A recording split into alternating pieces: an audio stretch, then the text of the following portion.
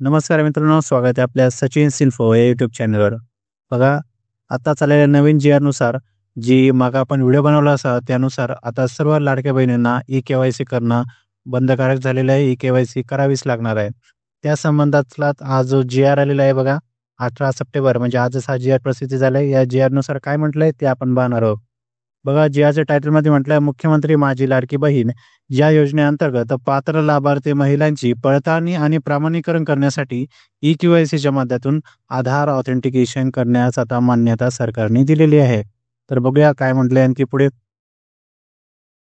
मंत्रिमंडळाने घेतलेल्या निर्णयानुसार दरवर्षी जून महिन्यात या योजनेतील लाभार्थ्यांची ई-के-वाय-सी करण्याची आहे. म्हणजे बघा मित्रांनो, दरवर्षी आता जून महिन्यामध्ये तुम्हाला लाडक्या बहिणींना आता ई-के-वाय-सी करावी लागणार आहे. बघा पुढे आणखी काय म्हटलंय.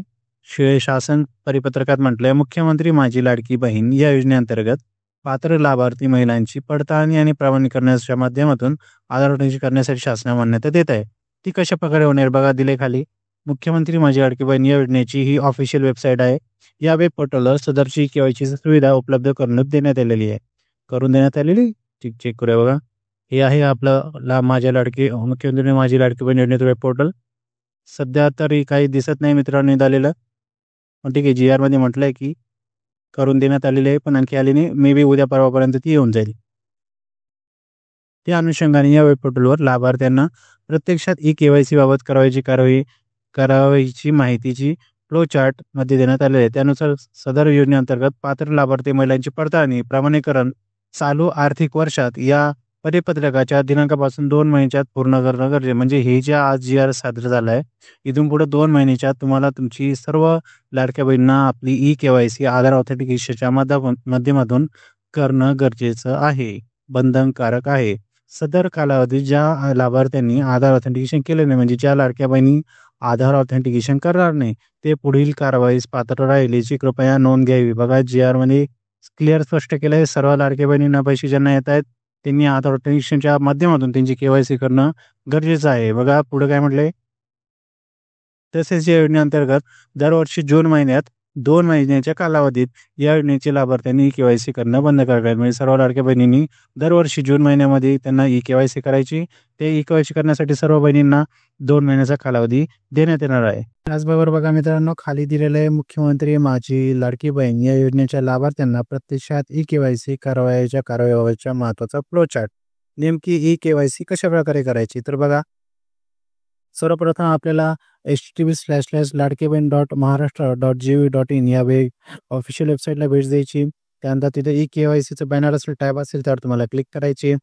फॉर्म उघडल्यानंतर तुम्हाला तुमचा आधार नंबर आणि कॅप्चा टाकून सबमिट करायचा आहे. त्यानंतर आधार पेमेंट करण्यासाठी तुमच्या मोबाईलवर, म्हणजे आधार लिंक असलेल्या मोबाईलवर एक ओ-टी-पी बघा पुढं म्हटलेलं आहे.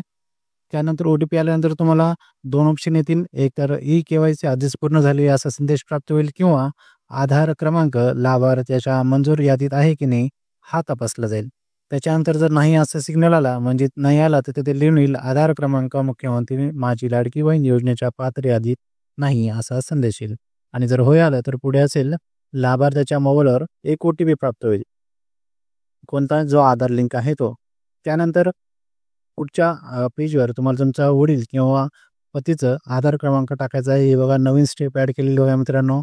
आता तुमच्या आधार बरोबरच तुम्हाला तुमच्या वडील किंवा नवऱ्याचं आधार कार्ड लाडक्या बहिणींना इथे आधार नंबर इथे नमूद करायचं आहे आणि ओ-टी-पी सेंड ओ-टी-पीवर क्लिक करायचं. ओ-टी-पी पाठवल्यानंतर बघा मित्रांनो, वडील किंवा पतीच्या आधार लिंक मोबाईल नंबरवर जो लिंक असेल त्याच्यावर ओ-टी-पी आल्यानंतर तो तुम्हाला ते टाकायचं आहे. त्यानंतर बघा पुढे एक नवीन स्टेप ॲड केली मित्रांनो. बघा, तुम्हाला तुमचा जात प्रवर्ग आता निवडावा लागणार आहे. जात प्रवर्ग निवडल्यानंतर खाली 2 डिक्लेरेशन आहे, जसे की माझ्या कुटुंबातील सदस्य नियमित कायम कर्मचारी म्हणून सरकारी विभाग, उपक्रम, मंडळ, भारत सरकार किंवा राज्य सरकारच्या स्थानिक संस्थेमध्ये कार्यरत नाही किंवा सेवानिवृत्तीनंतर निवृत्ती घेत नाही, याला आपल्याला नाही करायचं. बघा मित्रांनो, मी होय केलं तर तुमचा हप्ता बंद होऊ शकतो. बघा लाडक्या बहिणींनो, पुढचं डिक्लेरेशन आहे, माझ्या कुटुंबातील केवळ एक विवाहित आणि एक अविवाहित महिला लाभ घेत आहे, याला पण तुम्हाला होय करायचं आहे आणि चेकबॉक्सला क्लिक करून सबमिट बटनावर क्लिक करायचं आहे. हे केल्यानंतर तुमचे सक्सेसफुली तुमची ई-के-वाय-सी पडताळणी यशस्वी पूर्ण झाली असा संदेश प्राप्त होईल आणि यानंतर लाडक्या बहिणींनो तुमची के-वाय-सी कंप्लीट होईल. बघा अशा प्रकारचा आज हा शासन निर्णय शासनाने प्रसारित केलेला आहे. भरपूर साऱ्या मित्रांनी मला माझ्या व्हिडिओवर कमेंट्स केल्या होत्या की केवायसी असं काही साईटवर नाही आहे आणि खरंच जर पाहिलं मित्रांनो आताही बघा GRL असूनही साईटवर अशा कुठल्याच प्रकारे ही केवायसी रिलेटेड कोणती टॅब ओपन केलेली नाही किंवा कोणती टॅब त्यांनी ॲड केलेली नाही आहे. पण GR मात्र आलेला आहे मित्रांनो असाच. यामुळेच मित्रांनो बऱ्याच जणांनी मला कमेंट केली होती की केवायसी वगैरे असं काही नाही आहे. पण बघा मित्रांनो आज शासनाने जे GRमध्ये क्लिअर स्पष्ट केलं आहे की सर्व लाडक्या बहिणींना ई केवायसी आता करायला लागणार आहेत.